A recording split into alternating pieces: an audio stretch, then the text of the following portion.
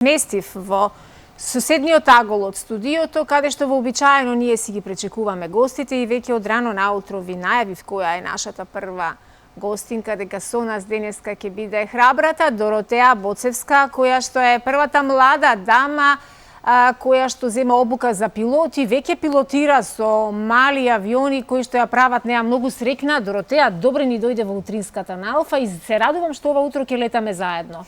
Добро ве најдов, добро утро. Да. И ви благодарам на поканата да бидам гостин во оваа емисија. Супер.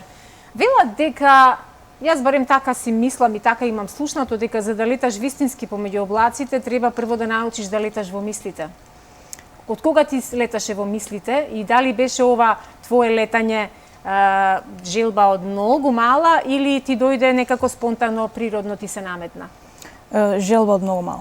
Да? Сон од многу мала, кој што после тоа се претвори во некоја желба, а после тоа во цел, која што сега пробувам да ја остварам. На која возраст почна оваа цел да ја остваруваш, односно чекор по чекор да дојдеш до тоа, бидејќи ова не е баш така едноставна работа, не е ајде од дома ќе ги убедам родителиве, ќе ме однесат и ќе ми ја купат играчката, па ќе ја играм додека ми е интересно после и не морам да ја играм. Ова е нешто навистина многу големо, многу сериозно и многу комплексно.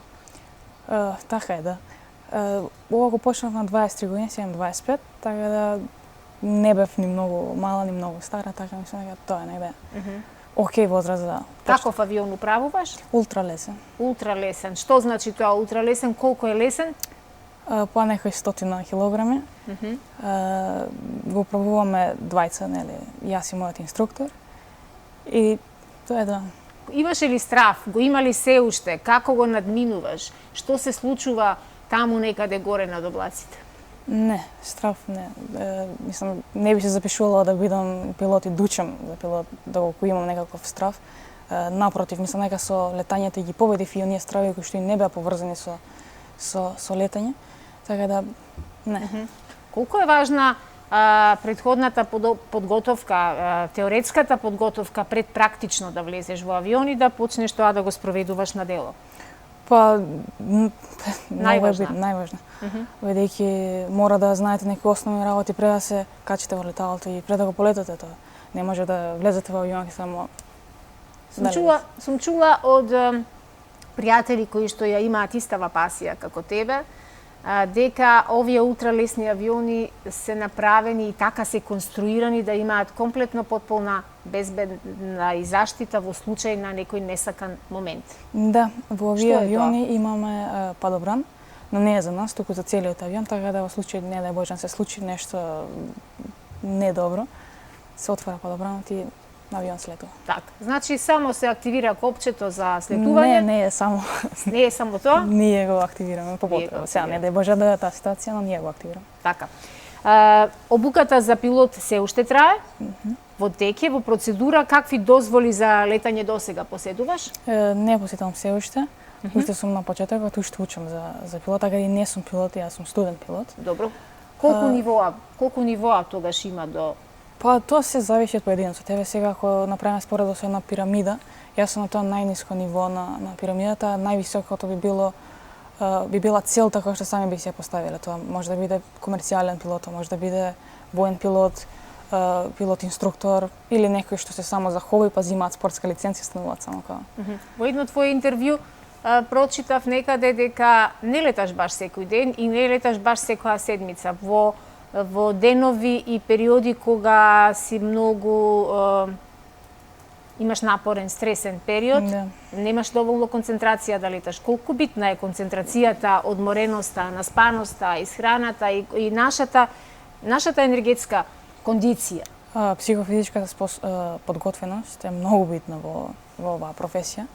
Така да бирам денови кога сум најодморна и кога сум најсвежа за да може да влезам во авионот и да летаме, но исто така е многу важно и временските услови, односно временските услови приоритет се, така да, нели? Приоритет се. Приоритет се. Така да од тие некои работи зависи колку често летаме во неделата и каде летаме. Среќата и адреналинот се притиснати, претпоставувам, на најако додека си горе таму некаде. Што ти доаѓа да правиш во моменти на голема среќа и возбуда која што сум сигурна дека ти е присутна при секој еден лет? Јас кога сум среќна да ти кажам што ми доаѓа да правам, кога ми е убаво, ми доаѓа да пуштам музика на најгласно. Арно, ама верувам дека тебе тоа не ти е дозволено да го правиш во авион. Нема музика ни на тивко, ни на гласно, така? За жал, да. Ама што ти е дозволено да направиш во авионот додека леташ, а си срекна, претерано срекна си? Ништо. Ништо? Ништо, апсолутно ништо. Нема тука чувства, емоции кои што смеа да преовладаат. Така да сите тие некои чувства ги оставаме на земјата пред да полетаме и горе сме само фокусирани на инструментите, на летот, палката и тоа е све. Браво. Ми кажа дека често и редовно не можеш да леташ со оглед на околностите, но каде леташ? Како се одвиваат тренинзите? На кои реони? Кои реони најчесто ги надлетуваш? На почетокот на обуката, бидејќи тука веќе нели самиот старт не сте запознаени со леталото, летате само над аеродромот, над Стенковец, каде што ги учите некои основни работи за авионот и за летањето. Но потоа како тече обуката, така и се проширува тој обрач и се лета на секаде. Договор со инструкторот. Има ли некое посебно магично место да ни откриеш од озгора, од облаците? Еве ние проследуваме и фотографии, патем додека си разговараме. Македонија е многу убава земја и да ја одиш пешки и да ја возиш со автомобил, но можам само да претпоставам колку е убава и магична да ја гледаш од озгора. Кои места посебен впечаток или посебна магија разбудуваат кога ги надлетуваш? Во мене ми е најубаво над Скопје. Над Скопје? Сме летеле буквално секде, но дефинитивно тоа чувство што го имам кога летам над Скопје, кога знам дека и другарите сите ме гледаат и дека и родителите и фамилијата тука се вперени погледи кон небото. Очите кон тебе. Значи ти сакаш да леташ со публика, да те гледаат другарите и семејството. Па и јас би сакала така, но... Да, тоа е најголема поддршка. Да, поддршка. Се разбира поддршка, особено сега на почетоците. Ајде да споделиме некоја интересна случка. Верувам дека ги има многу интересни случки. Еве толку убаво изгледа навистина елегантно спортска верзија на овој убав мал авион. Кои му се карактеристиките на овој ултралесен авион? Па, како што кажавме, многу е лесен, тоа се околу 100 килограми, со брзина не поголема од 200 км на час. Така да не знам што може да кажеме за овие авиони. Колку троши? Колку му е потрошувачката, знаеш ли тоа? Не. Не знаеш. Јас мислам дека се доста економични и да, имам што... разговарано со мојот пријател со Игор Божиновски, кој што исто така собственик на еден ваков авион. И има кажано дека дури, ако не се лажам, троши нешто помалку од автомобил. Да, тоа го разговараме со инструкторот, се точните цифри не ги знам. Ќе ги научиш, ќе има доволно време да ги научиш, ти си толку многу млада во оваа работа, а со таков голем ентузијазам си навлегла што навистина ти се восхитувам. Инаку си при крај на студиите за информатика на УТМС. УТМС, така, Универзитетот за туризам и устителство. И менеджмент. Кажи ми нешто повеќе околу овие студиите. Имаш ли време да посетуваш паралелно и студии, да леташ? Како се гледаш себе си во иднина? Па вака морам да откриам една мала тајна. Ја на почетокот на мојата, да кажеме, академска кариера направив една мала грешка со изборот на универзитет.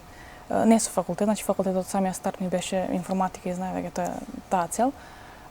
Но универзитетот го сгрешив за жал и мораше да поправам таа грешка, но благодарение на една моја професорка се префрлив на овој универзитет тука, каде што се сретнав со таков тим, таков кадар кој што ме прифати онака како што мислам дека секој студент треба да биде прифатен и благодарение на тие мои професори и на сите вработени на тој универзитет кои што ги поздравувам моментов и кои што им сум благодарна до небо, успевам да избалансирам со се она кое што сега го правам и затоа и го препорачувам на сите кои да ме прашаат за тој универзитет. Така, убаво е да си задоволна таму каде што си. Кој од програмите би им ги препорачала на Универзитетот за туризам и менеджмент на младите генерации, на сите оние кои што сакаат или се сега во период од животот кога треба да одберат нешто? Сите. Сега јас добро си влечам на информатика, на сите програми. Има ли многу информатика во управувањето со овој авион? Не баш. Не, повеќе географија. Повеќе географија, да. Која е пораката што би сакала да им ја испратиш на сите млади луѓе кои што понекогаш мислат, јас познавам млади, ама и возрастни луѓе кои што се уште се немаат качено во патнички авион, само поради стравот и поради можноста дека ќе се случи нешто со леталото. Каков превоз е авиопревозот? Најсигурен.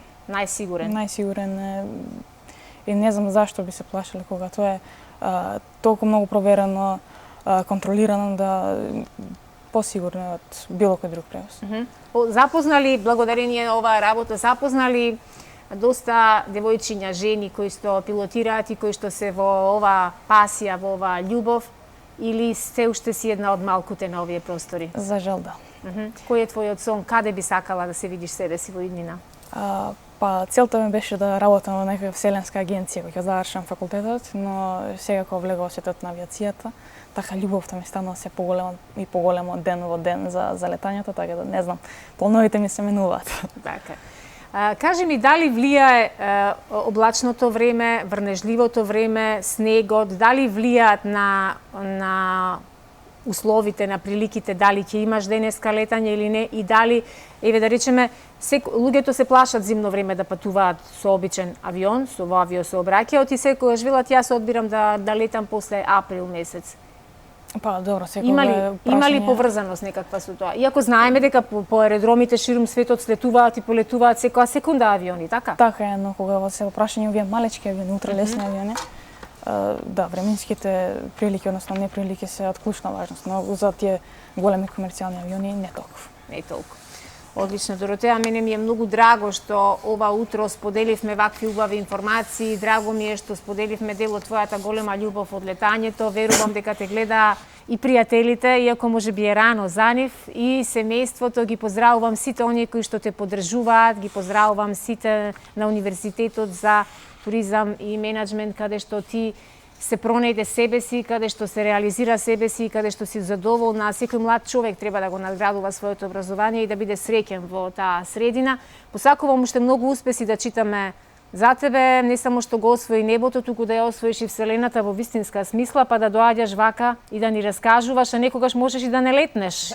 Може со придружба, така, нели еден од нас да лета покрај тебе? Може. Така. Кога да очекуваме дека комплетот ќе ја завршиш обуката и ќе бидеш веќе со лиценца? Па ја мислам дека до крај на годинава и факултетот и обуката. Браво. Секоја чест, уште еднаш навистина за оваа храбра млада дама која што ова утро сподели со нас вакви убави вести дека имаме уште една. Јас ја познавам само една од сега во моментов не ми текнува на името, една наша единствена која што е пилот, жена пилот, но ќе се сетам до крајот на емисијата, па ќе го кажам нејзиното име. Сите забораваат, па и јас заборавам, но како и да имаш уште многу да учиш, уште многу работи да откриваш, а ние ќе се префрлиме на еден прилог во овој момент. Тоа е прилогот кој што го подвати колешката Билјана Божиновска, а се однесува на лошите соништа, дали се показател на нарушеното здравје. Во меѓувреме, додека го најавував прилогот, се сетив на Катерина Кајсторовска, е првата жена пилот на овие простори. Ми гостувала многу одамна на една друга телевизија, но секогаш од неа има што да се научи, така да топло ти ја препорачувам да ја искомуницираш. Можеби ќе ти биде и таа една голема поддршка. Кате, која е прекрасен човек и одличен пилот. Одиме со